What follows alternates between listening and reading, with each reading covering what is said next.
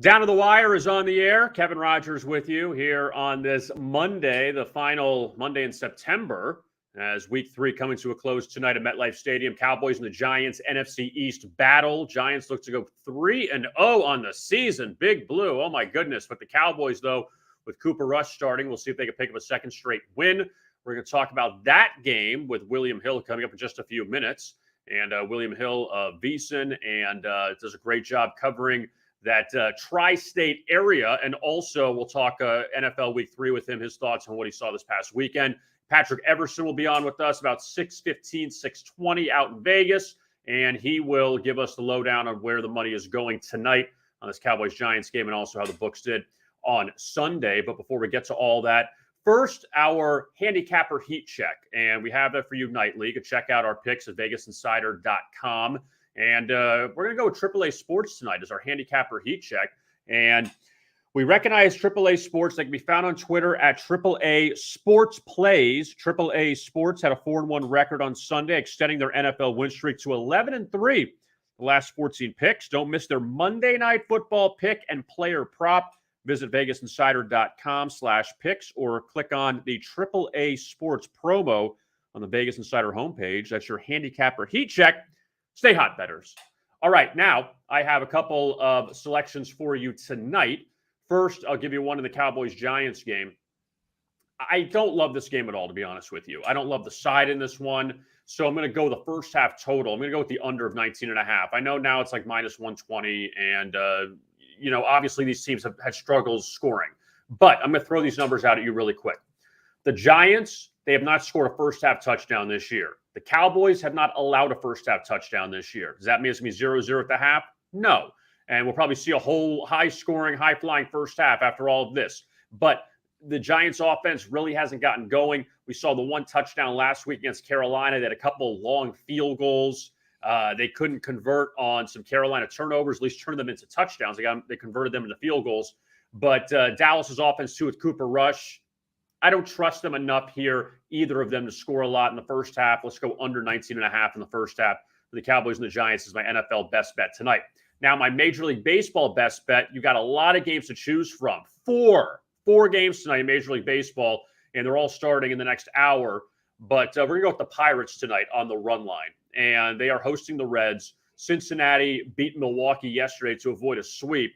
Pirates, we know they're not very good, but Roansy Contreras, though, coming off a good performance against the Yankees his last time out, even though he lost, still racked up the strikeouts, less than 5 innings of work. The Pirates have beaten the Reds in each of his 2 starts. Also, for Contreras, in the 8 wins Pittsburgh has with him on the mound this year, 7 of them have come by 2 runs or more. So might as well go with the run line here, get a little bit of plus value on it, and we'll take Pittsburgh tonight. Not a lot of choices. You have Braves Nationals, Yankees Blue Jays, also Orioles Red Sox, and that's it. And the football games. You have nothing else to choose from. So we're going to go Pirates run line as our best bet in Major League Baseball. All right, let's talk to Will Hill now. Very excited to have him on the show. And Will, you could find him on Twitter at @NotTheWillHill. And Will, it's very good to talk to you.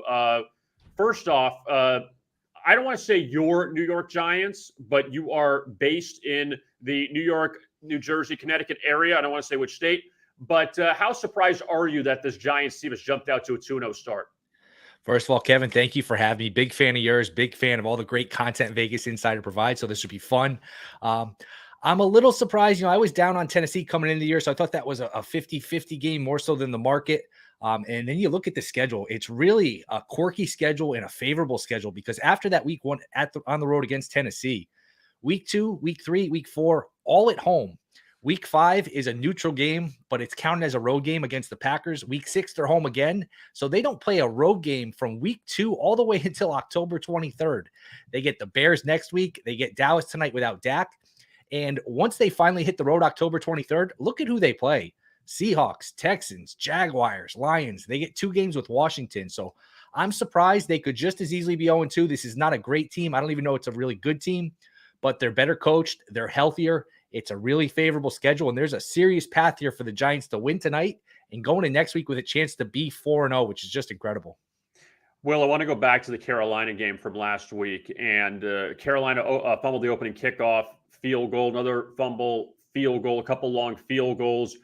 What happened there where the Giants had opportunities and they just could not get the touchdown, could not put Carolina away? I know Carolina took the lead and the Giants ended up obviously winning the game, but why the Giants just couldn't put Carolina away a little earlier?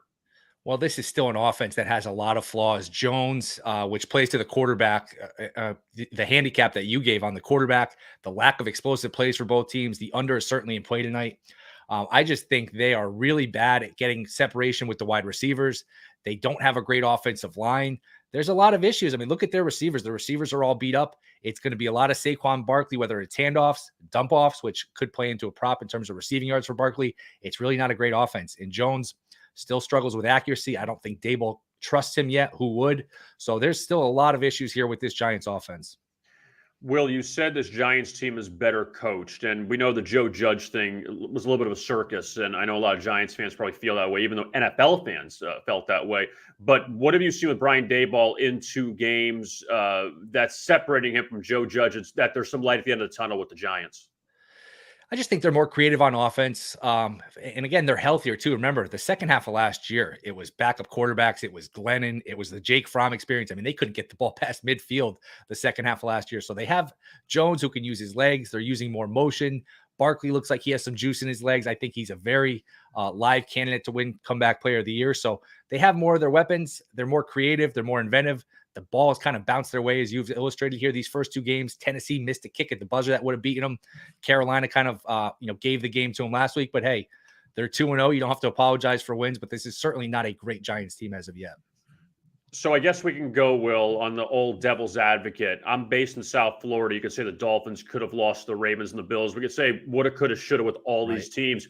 Is there that sentiment in the New York area that maybe the Giants should be 0-2 because of the Titans game? They got the 2-point at the end, and they were down 13-0 early. The Carolina game, Carolina led in the third quarter. That you could say, all right, maybe this Giants team is fortunate to be 2-0. No, because Giant fans, they've had such a bad team for the last 5 years. They've been the laughing stock of the league really since 2017, really since that boat incident with Odell Beckham. They lost the playoff game. They've been a bottom feeder ever since, always picking in the top 5, top 6. So the fact that they're 2-0, they feel like they have a coach. Giants fans are ecstatic right now. They're probably going to pack this building tonight and be excited, have something to be optimistic about. So I think Giant fans are feeling really good about this team. And I know we'll probably get into the game a little further. If you do like the Giants tonight, like I mentioned, the schedule, the Bears at home next week, still have the Jaguars, Washington twice. There's a path here where the Giants get to 9 or 10 wins, get in the playoffs. If this Giant team makes the playoffs, Brian Daboll at 12-1 is going to be the coach of the year. That's a great bet to me. Brian Daboll at 12-1 to be the coach of the year. We've seen 3 of the last 5 years, first-year head coaches win it, whether it's McVay, Stefanski, Nagy actually won it, believe it or not. So I think there's a big narrative here for Daboll to win this award at 12-1. Yeah, and I mean, obviously, Mike McDaniel's in that conversation with the first-year coaches with the Dolphins and what he's done. Doug Peterson, even though he's not a rookie coach, this is his first year in Jacksonville, what they've done, and granted, it's 3 games. But yeah, it's going to be an interesting race with the coach of the year. On the Dallas side, Will, no Dak. Cooper Rush is 2-0 as a starter. He beat Minnesota last year in that Sunday night game. They beat Cincinnati. They jumped out to the big lead. Bengals came back, and then the Cowboys won at the end. But what are your thoughts on this Cowboy team? There's still some weapons out there. As long as Cooper Rush doesn't make the mistakes, they're really good defensively. That what the Cowboys can do here is a short dog against the Giants. Yeah, I think they're going to struggle to make explosive plays. I think both teams are going to be conservative. Micah Parsons, to me, it's Micah Parsons. You might look for some offense for Micah Parsons in terms of creating a turnover and scoring off of that, because like I said, the Giants offensive line is really bad. And I think if you're the Giants, do not let Micah Parsons wreck this game. So if you have to dump the ball off to Barkley, if you have to double team, whatever you have to do to keep Micah Parsons from absolutely ruining this game, you have to do it, because Dallas, they're not going to beat you with explosive plays. This isn't the same offense without Dak, even though Rush has played well. They don't have the receivers of the past. No Gallup tonight. Obviously, Cooper's in Cleveland. It's CeeDee Lamb. It's Elliott. The offensive line isn't the same. So I think we're looking at a lot of 3-4 yard gains, the clock running, a lot of punts. I think this could be an ugly game tonight. So your best bet for tonight, would you say under? Is that you like the side or the total more in this game? My best, can I include a prop? My best bet would be Barkley. Anything you want. I would go Barkley over 23.5 receiving yards. And again, it helps to have as many outs as possible, because especially with these props, they can vary a yard, 2 yards, 3 yards. Over 23.5 yards receiving for Barkley. for all the reasons I just mentioned. The lack of separation with the Giant receivers, the fear of Parsons. Let's just dump the ball to Barkley, see if he can make a play. Hell, he could get that in one chunk. If he makes a guy miss, he can get 24 yards. So Barkley over 23.5 receiving yards would be the best bet. I lean towards the Giants. I do like your under 19.5. I think the Giants win tonight. Yeah, look, I'm not sold on the Cowboys at all here. I had them last week against Cincinnati. I thought that was too many points, and I don't think that Cooper Rush was that much of a drop-off from Dak, considering the way he played in week 1. But in this spot, not saying the Giants have been so great, but I just don't like Dallas. I'm just not a fan of them in this position here tonight. I want your thoughts on this, Will, staying in the NFC East. Are you buying into Philadelphia being head and shoulders above everyone else, or has it been the schedule so far? Yes, they beat Minnesota last week, but beating Detroit, beating Washington. Do you think this Eagles team is as good as advertised? Head and shoulders above everybody else is probably a little strong. You're still in a conference with Aaron Rodgers. You're still in a conference with Brady. As ugly as that has looked for Tampa, and boy, has looked ugly, especially on offense. I wouldn't put head and shoulders, but they're 3-0. They have a favorable schedule. They got a good chance to be the 1 seed. I don't know that they're unbeatable or dominant, but hey, they've here's what they've done. They've jumped on these teams early and put the game away at halftime where they can take the foot off the gas in the second half, which sets them up for the next week where, hey, we can basically take the second half off. We come into the next week, we're rested. We didn't have to exert ourselves in the second half. I mean, yesterday it was just cruise control against Washington. So 1 week kind of leads into another. They get a big lead, take the foot off the gas, and they're set up for the next week. So Philly's in for a big year. I think they're going to make a deep run. If you're asking me this, Philly versus the field in the NFC, I'm still going to take the field if you want to put it that way. What do you think about this game on Sunday against Jacksonville? The Jags off these 2 big wins. Granted, Herbert wasn't healthy yesterday. It was kind of a cat and mouse game going into the weekend, and then they decided to play him, and the guy wasn't right. And I don't want to take away from Jacksonville at all, but the last 2 weeks, though, will dominate Indianapolis, who just beat Kansas City yesterday. They dominate the Chargers.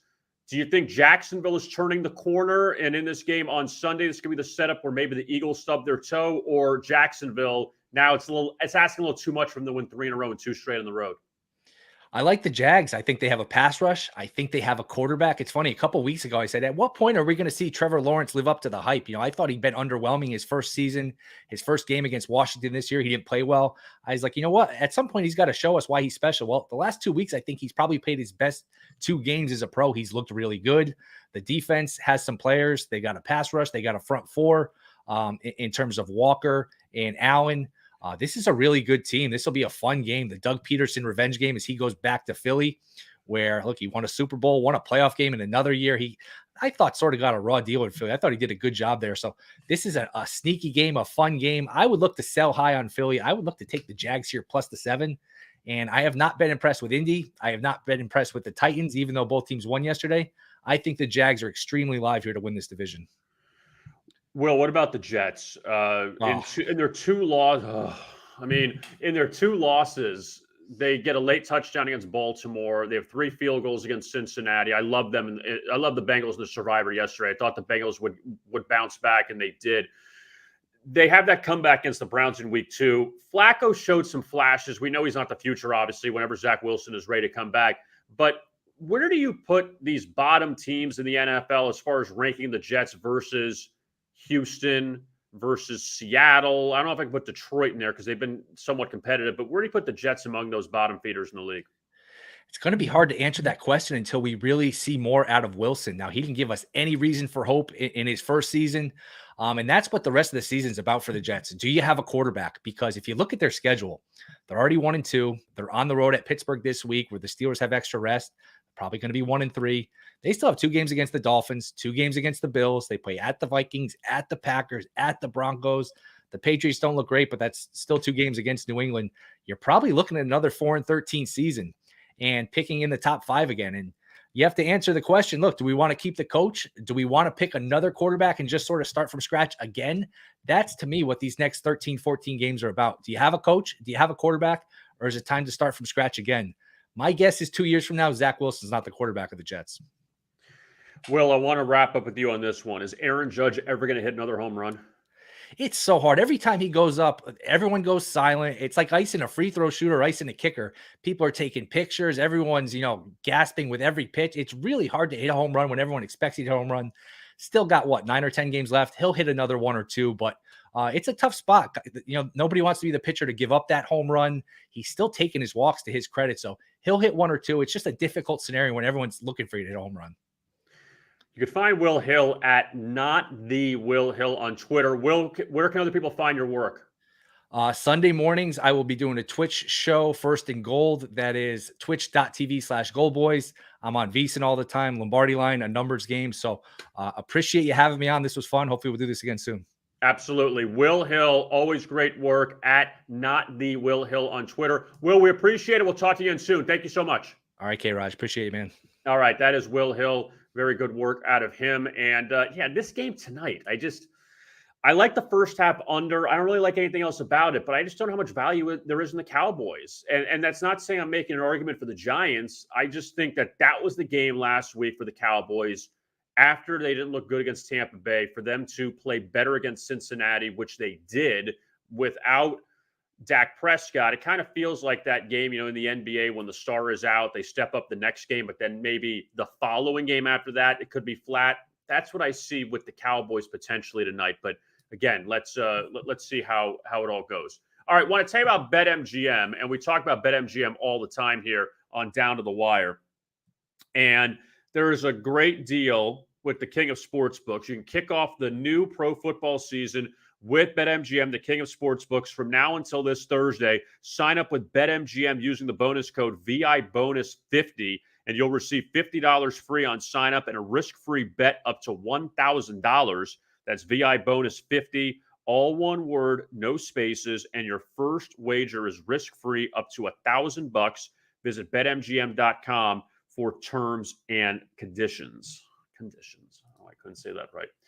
All right, let's go out to Vegas now. Patrick Everson. He's not a friend of the program. He's a part of the program. And Patrick, it's good to see you again. I have to celebrate your Broncos in a minute because that was a really beautiful 11-10 win last night.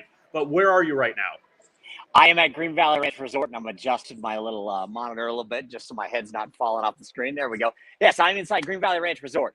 It's like I said last week. It's great to get away from the Strip, and a lot of times I like to do this with my reports during the week. I'll be doing a video action report from here on the Monday night game on the Cowboys and Giants with some thoughts from Chuck Esposito behind the counter here. But just a great space. $2 frozen margaritas. Trust me, I'll be taking advantage of those in fairly short order as soon as I get some work done, of course. But yeah, just a great spot.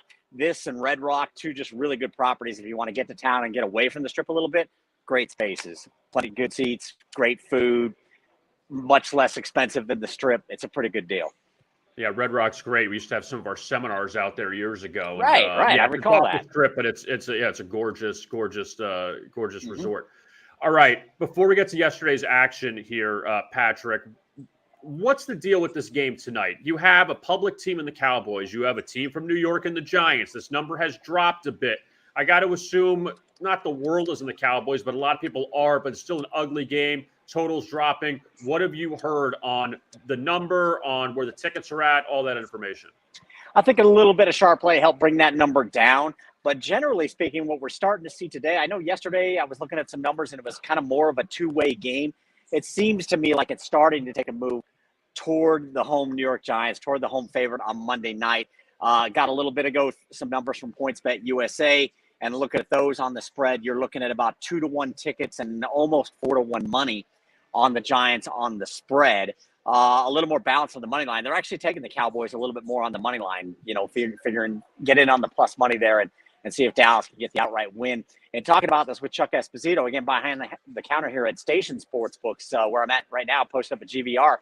I'll have a video on that shortly, but he did give me a little bit of details a little bit earlier this afternoon that sounds like what their ideal outcome would be. Cowboys money line, Cowboys winning the game outright to wipe out the little liability that they've got on Jet spread, and also they've got, or Giant spread, I should say, and they've also got some liability to Giants money line. He said the total's not too big a deal, but again, I'll have more information on that on Vegas Insider's Twitter feed a little bit later. What about the total side, Patrick? It feels like, with the Giants, I mentioned the number earlier. They haven't scored a first half touchdown this year. Dallas hasn't allowed a first half touchdown this year. You have Cooper Rush, not Dak Prescott. You have Daniel Jones on one side. That we're just seeing everyone bang the under tonight. Yeah, well, I mean, it's not out of whack as you might expect, but it is an awfully low total along the lines of that Broncos total, and then the Thursday night total was pretty low as well. A few that were pretty low over the on the week 3 board. At PointsBet a little bit earlier. Ticket count pretty close, pretty good two-way between the over and the under. A little bit more of a lean toward the over on money, 61%, about 3-2 tickets, 3-2 money on the over, which is not really a surprise for a standalone game, even though people maybe, a lot of people maybe expect this is going to be a low-scoring affair. When you get these standalone games, the public is going to come in generally on favorite and over, and that's sort of the lean at PointsBet and a couple of other books that I've checked with today. But it is a low total, and I'm thinking I might take first half under. I don't know if I want to go full game under, but it's definitely I can understand it. Patrick, from Sunday's action, 3 road favorites lose outright. San Francisco, Buffalo, Kansas City. I'm assuming the biggest win for the sports books was the Chiefs losing. Am I correct or no?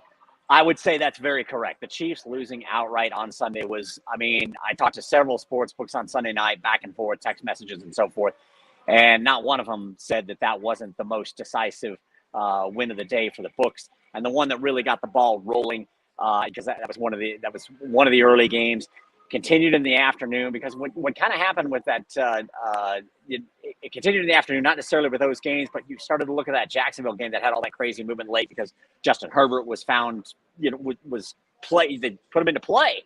And there was an immediate big bump there and some support for the Chargers in the hour and a half or so that ran up to that game, in which people knew that Justin Herbert was going to be playing, and then the Jags just killed him. So the Jags were a pretty good outcome too. But again, on one side, there were some road favorites that did really good for the public. The Eagles, the Bengals were good for the public for sure. But on the other side, some of these road favorites, the Chiefs certainly didn't get there. The Bills didn't get there, and those were outcomes that were really good behind the counter. It's basically made it 3 weeks in a row where the odds makers have gotten the best of the majority of bettors. Some of the sharper players getting in on the other side of these games have done all right, but for the public, generally speaking, it's been a rough first 3 weeks of the NFL season. Yeah, I forgot about New Orleans, too. They also didn't cut. Well, they lost outright at Carolina. Right. I want to go back to that Charger game for a second, Patrick. You were talking about it, I think, Friday maybe, when this news started to come out with Herbert, that this thing just bounces around where the Chargers dropped, they went from 7 to 3, and then you're kind of thinking, I guess if you're a bettor, you're saying, all right, am I hoping Herbert plays, or let me just take the value, even if it's Chase Daniel playing, just to lay it because I don't trust Jacksonville? Do you think a lot of people were trying to play that? Which way do you think people were trying to play that one with that Charger line bouncing around and Herbert kind of that thing staying quiet until Sunday? That's a really good question. I did play the Chargers 3 on Friday, and it was more the latter than the former from what you described. More about, hey, I think the Chargers can get there at home. If they work with Chase Daniel all week long, he's in the rotation. Can they just manage to get a win? And if they can they win by a field goal? And I just felt like that was an all right bet. And then, bonus if it turns out that Herbert plays. So when I heard that late yesterday morning here in Las Vegas in the afternoon on the East Coast, I was like, okay, this is kind of cool. I'm laying 3, and I got Justin Herbert slinging the ball. So I felt pretty good about that. I think it was maybe a little bit of both of those. But it certainly seemed like the value play, especially when it went pretty much right to 6.5. And then all of a sudden it becomes a decision where bettors are getting in late on the Chargers, and the book is going to need the Jags in that game again. Not that they necessarily needed the Chargers, but it was more of kind of I wouldn't call it a no decision, but maybe a modest decision at most, when it looked like it was going to be Daniel. And then all of a sudden it kind of got reshaped again, just like it got reshaped Friday. It got reshaped again in the hour and a half leading up to kickoff. What happened last night? That's a very open-ended question. That's a very open-ended question. That I didn't even finish it. I have so many different ways I can go with that, Patrick. Yeah. Number one, you score freaking 11 points and win an NFL game. That's number one. Okay, let's start with this one. First of all, what were the people on last night? Obviously chasing San Francisco because Denver's looked so bad offensively. Yep.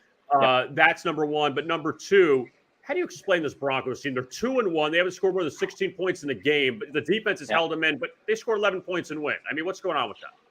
Yeah, I wish I could explain. I mean, the defense was phenomenal. Honestly, I thought the defense was spectacular last night. And as you said, the only reason they were even in that game, and really the only reason they've done much over the first 3 weeks, the offense has just been nondescript. And I mean, I get that San Francisco's got a good defense, so I understand the challenge, but at the same time, come on, you've got to have something in your arsenal. You went out and spent all this money on Russell Wilson. We want to see some payoff here. Me as a fan, and certainly people as bettors and so forth. So I don't know how to explain it, but somehow they got through, and it was really, as you noted, and as I've stated, it was all on the defense there. The public was all over San Francisco last night. Any parlays, money line parlays, and such that survived the day, which weren't necessarily a lot, as with some of the results that you and I just discussed a little bit ago, with the Chiefs losing and the Bills losing and so forth. Anything that was still live was running to the 49ers. Everybody was really on the Jimmy G train, thinking that this was an upgrade, even if it was a modest upgrade for the Niners. And then also that Denver had looked so bad in the first 2 weeks. Can't score, can't move the ball, can't manage the clock. It was really, as Chris Andrews, the sportsbook director at South Point, told me yesterday, he said, look, everybody is on the anti-Nathaniel Hackett bandwagon. It's maybe not even so much Broncos as much as it is they're not convinced that the new coach knows what he's doing. So it was definitely heavy to the Niners. They definitely were looking for the Broncos, loved getting the Broncos outright as well, because, like I said, any money line parlays that ran to the Niners, that took those out. It was a really small spread anyway, to be honest, but it did jump the fence. It was Denver 2.5 at the beginning of the week, and it almost immediately went to Niners -1.5. So is there uproar in Las Vegas because the only winless team in the NFL is the Raiders right now, and they got the Broncos this week? That's a very intriguing game because Denver wins. They're 3-1, and all of a sudden it doesn't look that bad, and the Raiders will be 0-4. But if the Raiders can win here, not say they salvage anything, but at least they can maybe get some kind of momentum. What do you think about that game on Sunday in Vegas? Yeah, and I'm typing this up right now on my computer because I talked to John Murray about it last night at the Superbook, and as you pointed out, it's a huge game for the Raiders. I mean, it's important for the Broncos. All these division games will be, because the AFC West is just probably going to cannibalize each other this season potentially. Maybe Kansas City just rolls on. They've already got the win over the Chargers and so forth, but they certainly look vulnerable in that game with a healthy Herbert. I think the Chargers are going to beat should have beat KC 2 weeks ago. He was healthy in that game, obviously. But certainly can beat KC when they come back to town. There's going to be, like I said, I think they're going to cannibalize each other in this division. So all these division games are going to be super important. And that's why I wanted it on John Murray's radar when I talked to him for my opening line report that's up on Vegas Insider right now. And as he pointed out, he said the Raiders season is effectively over if they lose this game. No pressure, he said jokingly. And they are kind of having mental breakdowns here, especially some people are even noting how much money has been spent, albeit tourist tax money, on the stadium, and we're getting little return on that investment right now. I kind of in that bandwagon too, even though I'm a Broncos fan. But he noted Las Vegas loses a heartbreaker in Tennessee. Now they're in desperation mode, the Raiders are. And he said the Broncos, to the point you and I both made a few minutes ago, the Broncos aren't exactly playing well themselves. They looked horrible last night, generally speaking. Really only one good drive. He said, I guess we will need Denver and Nevada and the Raiders in Colorado. And that's interesting because it brings up a point I think I mentioned to you before with this ever-expanding legal regulated sports betting. You get this regional bias in betting, and they certainly see it with the Superbook and other operators with a lot of Broncos play in Colorado and a lot of regional bias there and a lot of regional bias with the Raiders here in Vegas. And there's been regional bias for the Raiders leading up to the season and over these first couple of weeks. However, including on futures odds, Super Bowl and so forth. I know the Superbook, the Raiders are really bad for the Superbook and the Super Bowl, and they probably don't mind that at all right now. But that said, if they're 0-3 now. If they go to 0-4, people are going to jump off that bandwagon real quick. Interest is going to wane pretty quickly, I think. And the Raiders go to Kansas City week 5. So good luck with that if you're if you're 0-4. Only 6 teams ever, Patrick, have started 0-3, made the playoffs. The Chargers were 0-4 in 1992, and Stan Humphries at quarterback. Remember that? Wow. I do remember that, actually. Yeah, it was a good team. They went 11-5. One last game I want to ask you about for this upcoming week, the Thursday night game, Dolphins-Bengals. Miami at 3-0. Bengals finally got the win yesterday over the Jets, so maybe a little momentum now heading home. That number going more in Cincinnati's direction. Any early news on that, people getting down that Dolphins-Bengals game? Yeah, and I don't have it right in front of me right now, but are they sitting? Is the Bengals sitting 3 pretty steady? Is that where It we're at on this? should be. Hold on one Two and a second. half, Just double 3. check. Oh, 3. Actually, 3.5 now. You're showing on the screen at BetMGM. So yeah, it's Yep, definitely three and a leaning the half. Yeah. Bengals' way. And this is kind of what John Murray at the Superbook expected, as he said in my again in my opening line report, which is up on VegasInsider.com right now. He feels like, first off, you got the Tua situation. This is all got to get resolved on whether he should have been in that game yesterday, what was going on behind the scenes, and so forth. So obviously that's got to be settled, and you've got a short week to settle it in. But John said this is a really tough spot for the Dolphins off the Bills win Sunday and the incredible win over the Ravens the week before. He just feels like a short week road trip to Cincinnati. He feels like the Bengals got right. I mean, it was the Jets. The Jets help a lot of people get right, but he still feels like the Bengals got right with the win against the Jets. And he feels the Bengals are better than their 1-2 record. Let's remember, yeah, they lost to the Steelers at home in week 1, but the Bengals turned it over 5 times. I believe they missed a field goal, at least one field goal, maybe 2, and an extra point. And the Steelers needed all of that and overtime in order to beat the Bengals. So John feels they're better than their record. And he noted the Cowboys game came right down to the end, even though the Bengals were a significant favorite. It did come down to the end. The Bengals could have potentially won that game. So he thinks the public's going to be on Miami in this game. But again, he stresses it. He thinks it's a very tough spot and notes the market is already reflecting that with this line moving more toward the Bengals than it was when it opened yesterday at 2.5. Patrick Everson, you can find his work on you can find him on Twitter at @PatrickE_Vegas, also at Vegas Insider. He's pumping out the videos and the articles. He talks to the guys that are important. He does, and he gets all the information. So, Patrick, again, we appreciate the time. Thursday, we will see you again for Dolphins Bengals. And again, tell everyone where else we could find a lot of your work going into this week. Well, you hit it all. Give us a follow on Twitter, my Twitter feed, but also make sure you follow Vegas Insider, of course, on Twitter and on YouTube and so forth. Platforms for your great podcast every day, for your great stream every day, and Joe's in the morning each day, and where I drop my pregame video action reports. They're on Vegas Insider's Twitter feed, so make sure you follow that as well, and the YouTube channel. But yeah, you hit them all, and we'll look forward to seeing you on Thursday. The Dolphins are a really intriguing team. This is going to be an interesting game Thursday. Yeah, and we'll see how it goes, and we'll see if the Bengals can get to 2-2. So, Patrick, we appreciate it. We'll talk to you Thursday. Thank you. You bet. Have a good night. All right, you too. That is Patrick Everson, and always good work out of him. And we'll talk to him Thursday. We'll see where that number moves. In fact, as far as up to 3.5, now it's at 3 this morning. So I think it opened.